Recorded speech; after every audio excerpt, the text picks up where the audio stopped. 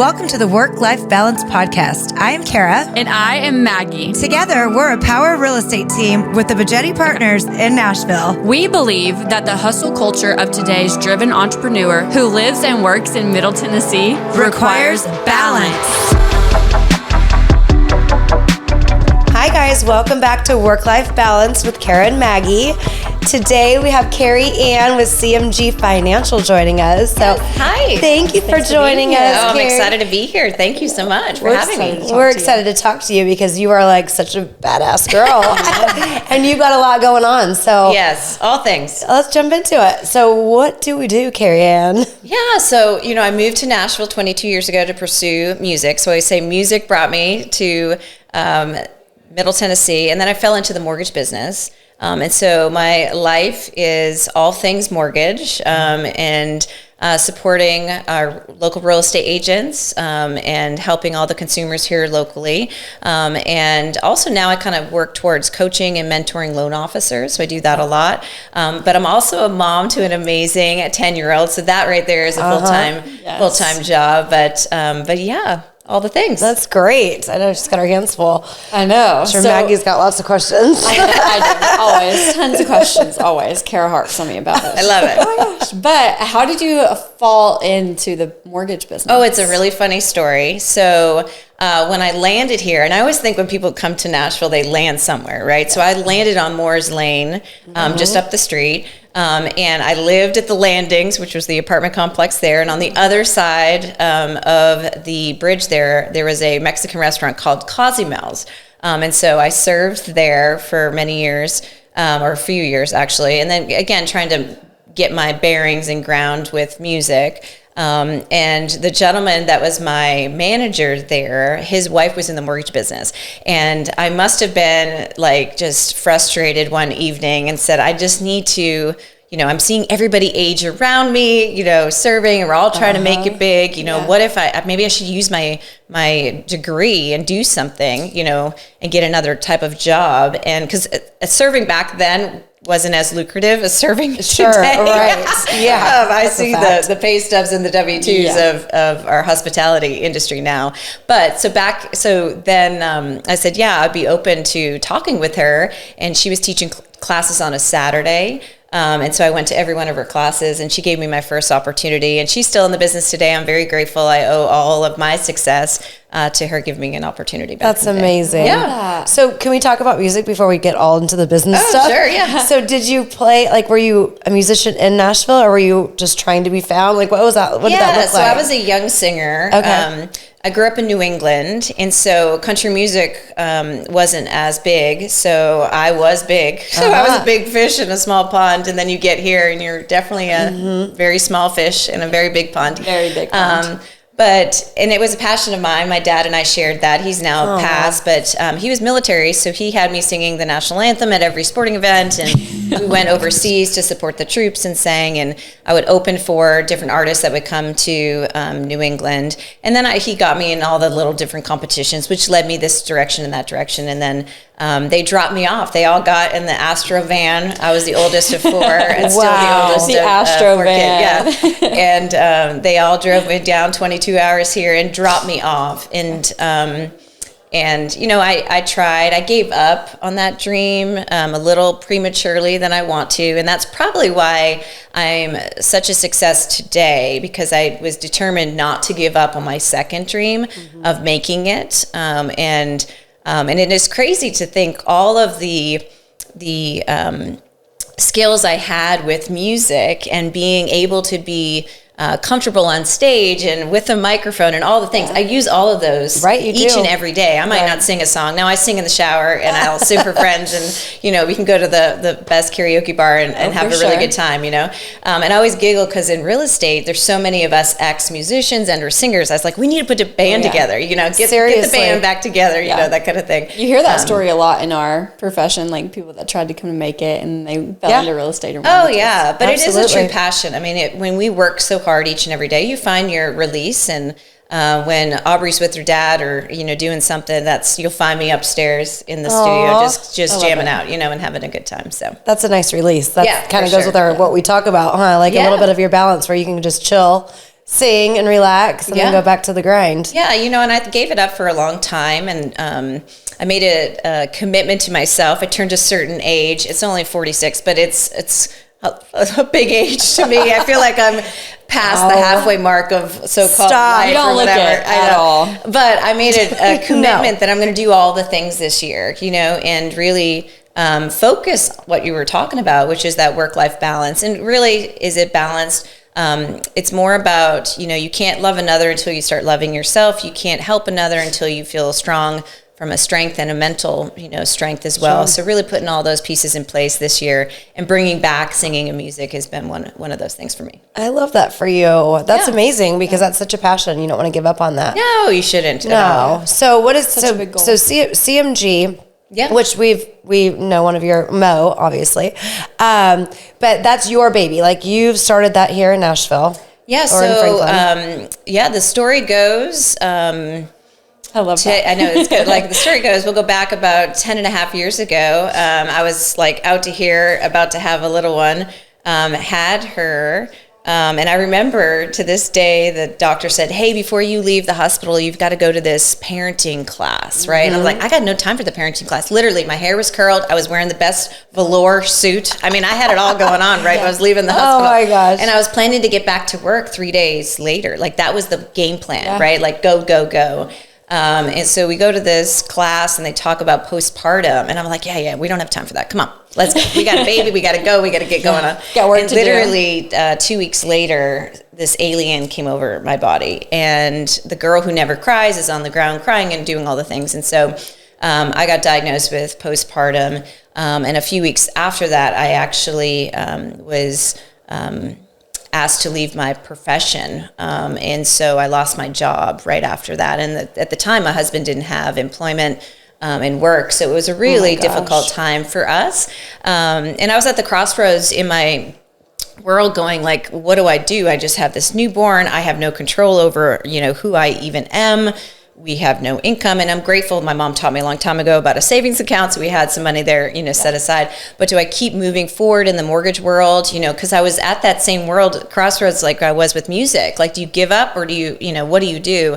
And so I looked at my little one and said, you just don't give up. You just keep going. And so I was grateful for a gentleman who put out his hand, and he took me and he gave me my first opportunity with a mortgage company.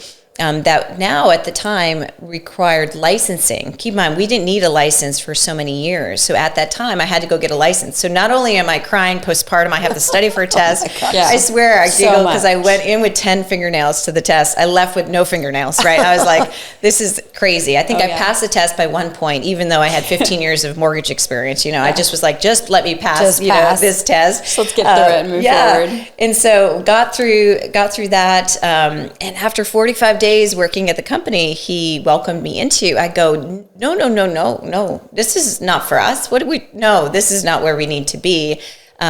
We definitely have a different direction of how we wanted to serve the community in all things. So he and I literally on the next day got on a plane and flew to California and was introduced to CMG Financial. And so we brought them to town almost 10 years ago, this June, July. And so he and I started that together here as kind of a franchise feel retail type of branch. And a few years after that, he and I dissolved our partnership, but he still is doing amazing with the firm on the northern side of town, and I focus on the southern side of town. That's wonderful. So congrats on 10 years. Thank you. I know. It's really exciting. That's such a big name now, too. Like, you guys have really grown that. Oh, well, thank you so much. It's been a lot of hard work, because we were the first branch from the California side to come to kind of the central eastern side, southeast side, actually anywhere on the central east side. And so it was just one loan and one family and serving them correctly the right way. A lot of lenders kind of jump from place to place. I really wanted to find a place that understood the behind the scenes. I knew I could bring the fun and the flair and the party to town type of thing, but I needed a lender who was true direct, that could really understand how to close a loan the way that I saw that to be. And so they did that. And they're great listeners. And we're really excited. We actually the owner just purchased another mortgage firm, so we're going to be growing Amazing. even more to support and strengthen, all that we're doing here locally. So it's How many girls or gentlemen do you have on your team here in the Franklin office? Yeah, so I started my own team called CareyAnn and my mortgage team. Okay. And it was myself and my partner, Sean Hewitt, and my sister at the time. It was just the three of us for a really long time.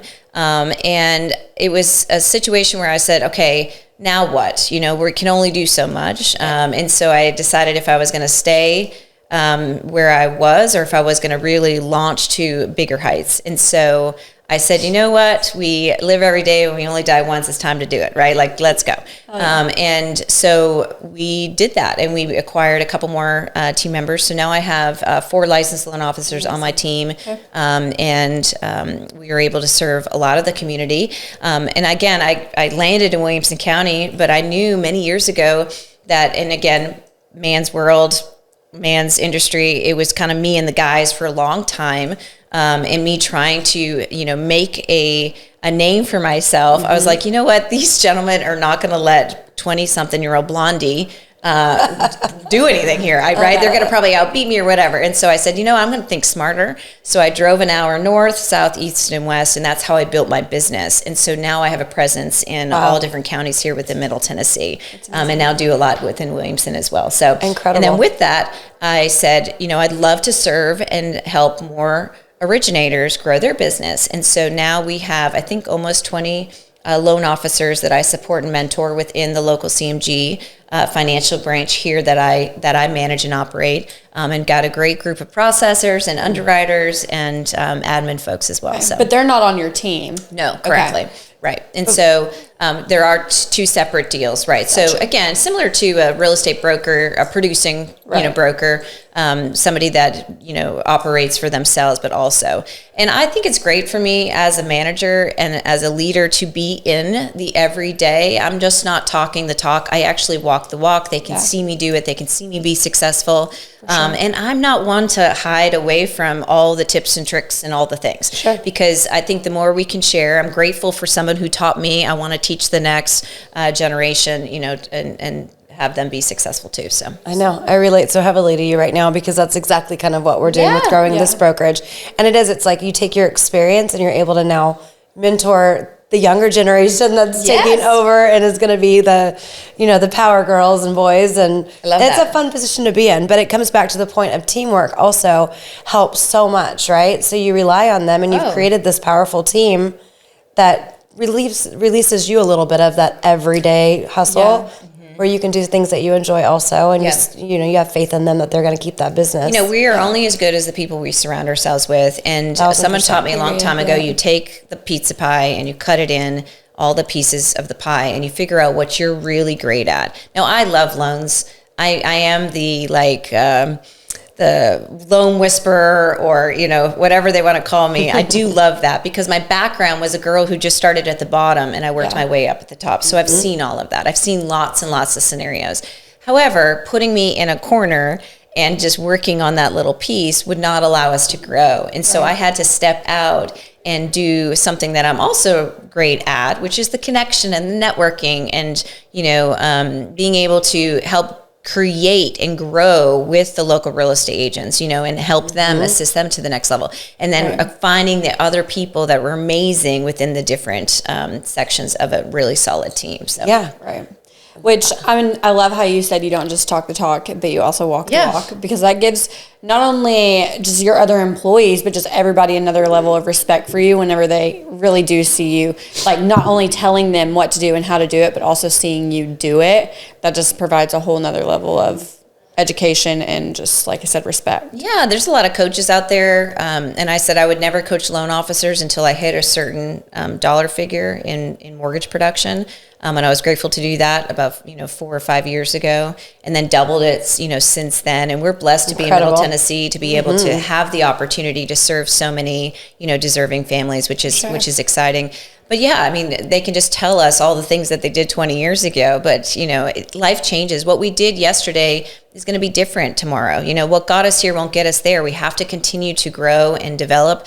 and be different and act different, even within our industry that has been something that's gone on for so long, but it's got a different look and feel, more modernized today. Yes. That's why these 20-year-olds are amazing to have on your team. I keep the millennials close, let me tell you. The technology itself is like, oh my gosh, you did that so fast. Can you slow down? I didn't quite catch all that. Insta what? I'm like, what? I know. TikTok so what? Yeah. I love it. It's a good balance. It does bring a good balance, which it's funny with me and Kara all the time because the way like she would do something, whether it's technological or just whatever, is going to be completely different than how I would do it, whether we get to the same end goal or not. Right. Like I learned stuff from her and she like learns from me too. She's like, wait, how'd you do that on Google Drive? Like, what was that? Right. How'd you make that slideshow? Yeah. It shows a generational difference, sweetheart. Absolutely. And it is great to bring some of the old school, techniques. Yeah. But you're right. I'm like paper. I want my paper. They're like, don't do paper, CareyAnn, anymore. Yeah. It's on why do you need a notepad? I know. She's like, you're supposed to write it on the. I still like to physically see myself write on the calendar sometimes, though. Which I'm the same way. I'm the same way. I have to have a paper calendar. Yeah. Because if I don't write it down, it doesn't register in my brain. And you're a note taker too, so you definitely pen and paper it still. For sure. Yeah. Absolutely. But I do want to ask you, like, what did it look like growing that team for you? Like, how did you choose people to be like, okay, I think you're good enough to come with me? I love that. That's a great question because so many people grow a team, I think, the wrong way. And I was blessed to learn it the right way. Now, keep in mind, we fail forward, so we make some goofy mistakes and wrong hires that have lost me lots of money. But you keep going. And so one of the things that I will say is anybody who, for me, now this was me personally, so anybody who wanted to be CareyAnn when they grew up, or when I asked them, what do you want to do in 5 years? And they say, oh, I'd love to be just like you. That's when I say, well, I'd love to mentor you to get there, and they're not on the team. Because when you build a team, you want a solid team, people that are together and rely on each other and trust each other and know exactly their place on the team, and they're comfortable within their place for as long as you can. So my partner and I have been together 15 years. I've got 10 years, 12 years. You're Monique that Mo. I think it's 11 years, right? Now she went in and out of the job titles that she wanted to do, but now she's back on the team. So really excited about that with her. But so I use the DISC test or the animal test. I like the animal test. It makes it a little more kind of down to earth. It makes it a little easier for us to understand. It's just like our color test. Yeah. I love it. Go for it. So I think that was in my marriage counseling book a long time ago. But basically, are you a lion, an otter, a golden retriever, or a beaver, right? And so basically, it's a DISC scenario. Sometimes the DISC is too professional or too over the top and to make people kind of relate to it. But then you look at everybody's strengths, and weaknesses, and you own their strengths and their weaknesses, right? Sure. Like I'm totally know that I am a disorganized hot mess express. Totally fine. But I'm amazing at all these other things. And so for me to be able to move in a forward direction, I needed to find an amazing number 2 that was super organized, that could help finish my sentence, complete the loop, right? And so many years ago, I want to say it was now been 5+ years, I met a gal named Sam, and she is my number 2. At 6 o'clock every morning, I get the agenda of the day, basically what I need to wear, where I need to be, all the things. And you visited with her because she helped set this up, and she's great, right? And so you find those great matches, so you can keep moving your whole team in a forward direction. But I wouldn't be able to have found her or meshed well with her unless we did those testing to know. Because a lot of salespeople, you'll find too, they're salespeople, so they're going to tell us all the things.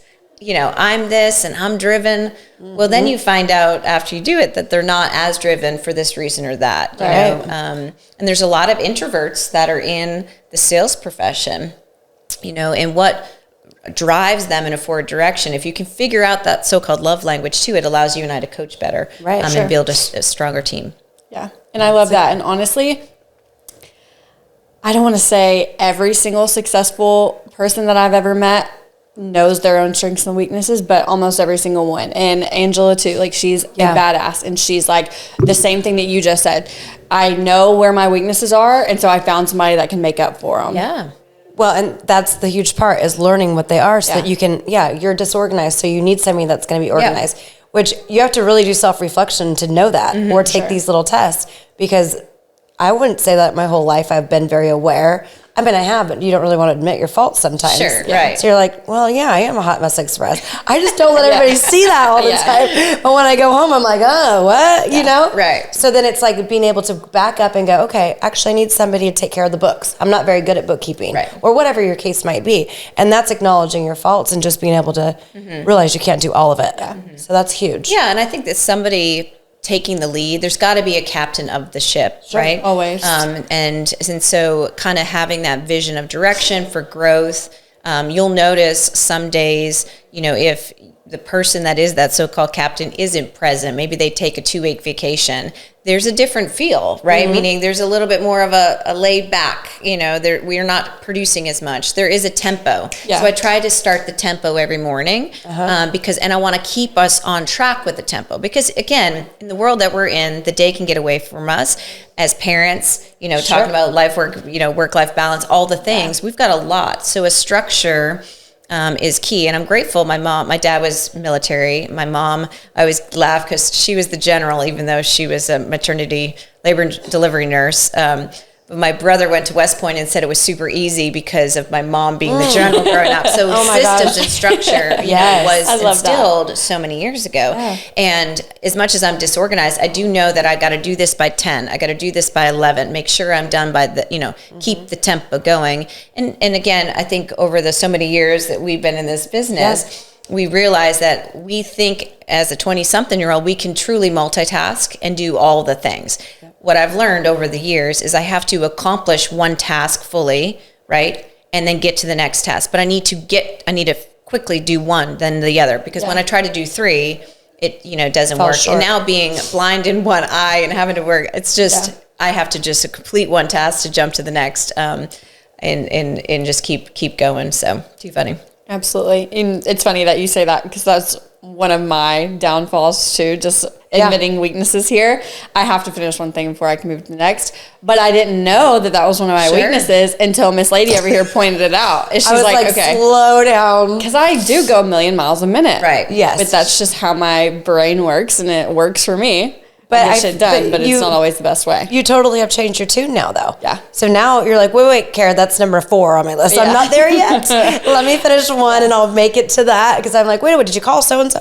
I'm not there yet. I'm like, oh my gosh, you learned. Yeah. You listened and you learned. But it takes somebody else to tell you, like, okay, hey, this might be something you need to work on. Because I would have never known, like, okay, I need to finish one thing, then move to the next. And I've been able, over the past 4 or 5 months, to get way better at it. And I've been able to get way more done because I'm now changing the way that that I do my to-do list or whatever. Yeah. So it does sometimes take somebody else telling you, hey, actually, you suck at that. You need to do something better or whatever. Not that she put it that way. But Angela also, and when we say Angela, I don't know if you've met Angela Prophet. Oh, yes. Okay, so that's what we're talking about. She was so enlightening with all this. She's the one that gave us the color test. Oh, my goodness. If you know what I'm talking about. But she's all incredible. Parties. All my parties. She's done all my parties. She's from my wedding to my birth to all the things. She's amazing. Stop your wedding. We love her. She was just like, wow, when she came on. In fact, we hired her for my husband to run, get his business in check because she's so incredible. Yeah. Anyhow, she can't put on the parties that she puts on and the every detail. She's a detail gal, and she's always thinking 2 steps without that, right? Yes. And one of the things she said is, if you we would go back to bookkeeping, because that's sometimes a lot of people's fault. You can run a business, but if you can't run your books, your business is going to tank. Yeah. So she was like, how much are you putting into this? How many hours a week are you? Well, what if you sent that to somebody else?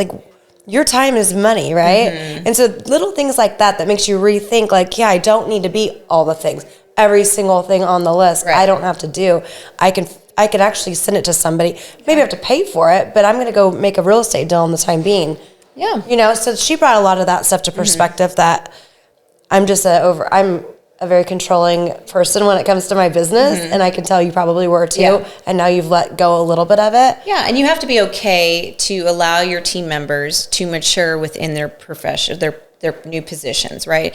And so it's super scary for a control freak, yes, a Yankee in me, you know, to have let go, because I want all things that, you know, I grew up with 2-inch margins around every, you know, art project, right? Very much a perfectionist in regard to that. So kind of making sure that they were not going to make a mistake. And then I realized we're all human. They're going to make a mistake, but how do we keep moving in a forward direction? So now if a mistake is made, what's the solution for it never to happen again? Yes. Right. And we just apologize, we take ownership, and we continue to move forward. And it took a little bit, but then the rhythm got there, you know, and things move quite nicely now. So yeah, good. That's how I feel about it. Well, let's switch gears a little bit. Okay. Before we do that, I have a bad feeling about the video, so I'm going to check it. Oh, to the love of it all. This one. I get bad feelings sometimes. It's still going. So I did birthdays till Aubrey was 5. She did every one of the birthdays. No way. Yes. So you've known her for that many years? Oh yeah. So okay. He and I got married. So 11, 12 years ago. Yeah. Oh, Angela and I have known each other. She did my sister's wedding. Like, I mean, we're all big partiers. Yeah. Oh my gosh. And she's going to do our 10th party. So no way. 10-year anniversary. Oh, she's great. Yeah, we learned so much from her, and we were with her for like an hour and a half. Like our episode was supposed to be 45 minutes. We stayed and talked for an hour and a half. Longer. Yeah. Well, she stayed after too, so it was like 3 hours. But we love her. We learned so much from her. Yeah, and she's lost so much weight. She's looking great. She is. Today we're on call, and I was like, "What are you doing?" She's walking on. She's walking on that treadmill. Yeah. She's too. That's important too. You know, just kind of. It's easy for us to do for everybody else, but ourselves. You know. Right. Yeah. Okay, so back to it. Okay, so tell us a little bit about all of your podcasts. I know you have a few, so just give us some details. So you know, someone shared a long time ago that, and I love that we're doing a podcast because you probably have the same passion, but being able to connect more with an audience and find ways to share, maybe it's education or just fun, you know, knowledge or passions. And so podcasting was a great way of doing it. We've done it from a visual standpoint, and then also, you know, on all of the voice, you know, places. So many years ago, it could be now 4 years. Time is flying. I started on the radio with a gentleman, and I was like, "Oh, I've never done radio. You know, why not? Let's try it." Wow. Oh my goodness, you know, that was so scary. And then I learned about radio. You pay a bunch of money to be on the radio, and you're like, well, we could just kind of have our own so-called radio show and not pay all this money and see if we can get some followers. And so we took that off radio, talk radio, and then just brought it into the office. And one of them is called Talk of Music City Real Estate. And so I work with a veteran real estate agent who's been 35 plus years in the business. And he manages a different real estate firm. And we just share and have different guests and things like that. So that's what's awesome. Again, I love coaching and sharing all the recipe and the tips and tricks and secrets with other loan officers. And so I created a group called Loan Officer Confidential, and it kind of started on a social group. And then I help get the word out to loan officers across the United States, you know, and really just kind of help them. So I have that. And just started a new one, which is really fun because of my passion with music. I met a group of real estate agents that focus on sports and entertainment.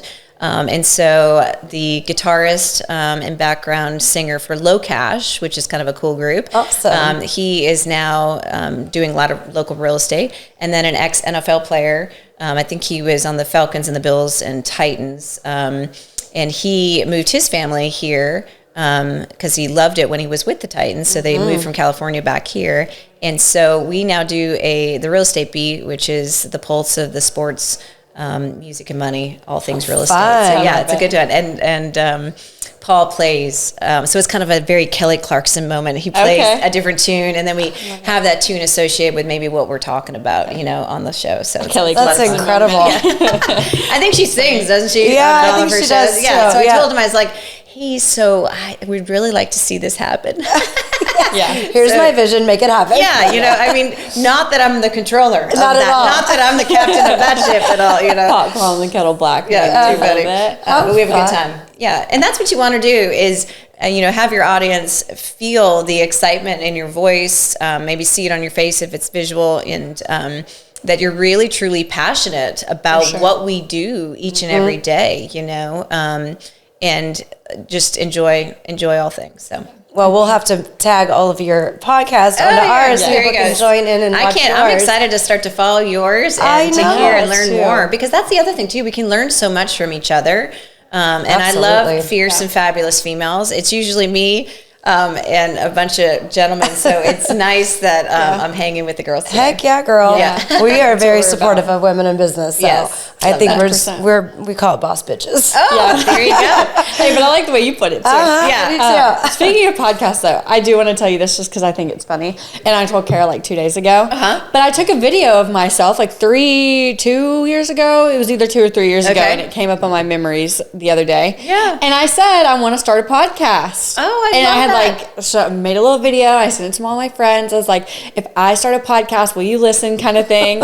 And then never came anything out of it. But now we started a podcast and it came up on my memories a few days ago. You manifested it. And it made it happen. Absolutely. Okay, so work-life balance. You seem like you've kind of gotten it down. So do you have any tips for us? She laughs. I laugh. It's all filtered here, right? Like that's all, Yeah, us here too. Insta filtered or whatever they call that, you know. It's like we're like a duck in the sitting water, right? You know, just keep smiling. Everything's perfect. Dog show. Everything's great, you know. But again, when you want to do all the things, I do think you can with structure, right? So I do have to get up a certain time of the day. I met a gentleman so many years ago called Hal Elrod. Do you know him?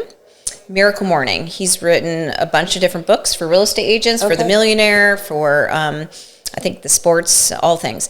And he talked about start your morning off your way, right? Where it includes reading, scripting, and he calls it savers. And part of that is, you know, having your me time, right? Before I can go be an amazing mom to my daughter and feed her all the nutritious little things that waffles and you know, donuts can provide, you know, I need to do that. So I do start with that, which is nice. And it kind of kickstarts the morning. I've been on this journey of, you know, getting healthy the right way. I think many of us try to find the magic pill or whatever, right?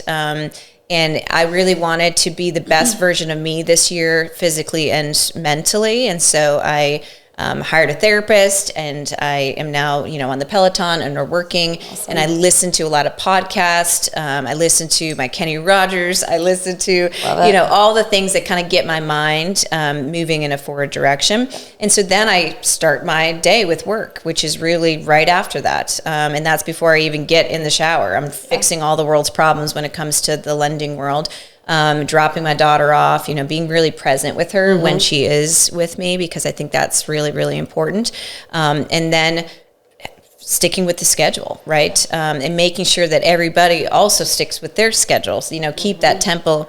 And you know, I need more over here, and I need, you know, more volume over here. It's kind of like you're conducting an orchestra, right? Like you're just really kind of keeping everybody moving, because if they fall, now you're behind the next day, right? And so if we want to have a successful day and or week that turns into an amazing month, we have to keep things moving, you know, forwardly. So the balance piece, you know, we trip, we fall, we stumble, right? And with an amazing team, it helps each other get back on track. I'm a big believer, family first. So if any of my team members have a situation with their family or they need time with them, I'm always allowing for that. And we just need to pick up each other's pieces, you know. And so trying to balance it all is a struggle. But I will say that for all of us, that we focus on so many others. We fix everybody else's problems. We do all things. I giggle. I got pulled over the other day. Almost got arrested. Yeah, totally fine. Totally fine. Totally fine. Okay. Totally fine. First of all, I was at the wrong, because I didn't read the memo. I was at the wrong location. So I was at the wrong place at the wrong time, right? And so I get pulled over, and the guy comes to the door. Oh my gosh, it was the funniest thing. And he comes to the other side, and I'm already in rare form because I'm not where I'm supposed to be. And I'm wearing the power suit and all things, and I go, I don't understand. And he's like, oh God, what just happened?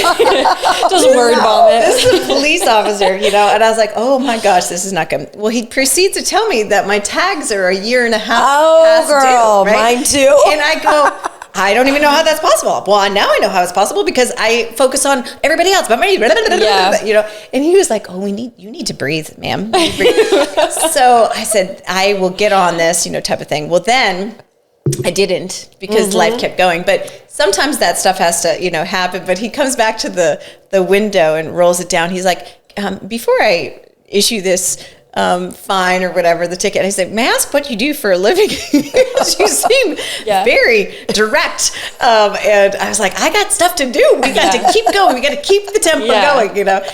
May I please have the fine? I have to go to I'm already late, you know, to the next thing." He's like, "Well, don't rush, you know." But so I got my tags finally. But it's kind of one of those deals where COVID hit. I didn't even have a doctor.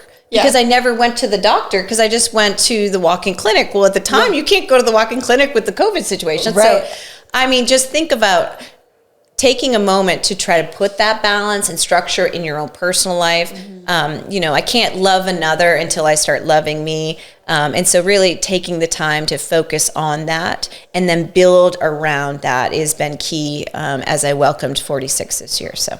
Well, I love that. Perfect. And as me and Carol like to say, you are a boss bitch. Yeah. And very inspiring. And we love talking to people like you just. I love it. I love being here. Very articulate. Good. Yeah. Oh, well, thanks for having me. This has been great. Lots of fun. Coming on. Absolutely. Thank you, CareyAnn. And we'll tag all of your podcasts and CMG Financial and all the goods to our podcast. So you can find her on Instagram, I'm sure. Yeah. Mortgages by CareyAnn, I think it is. Yeah. Okay. Mortgages by CareyAnn. We'll look her up and save her. And till next time, we appreciate you viewing us and like, share, subscribe, all the good stuff, and we'll see you next time.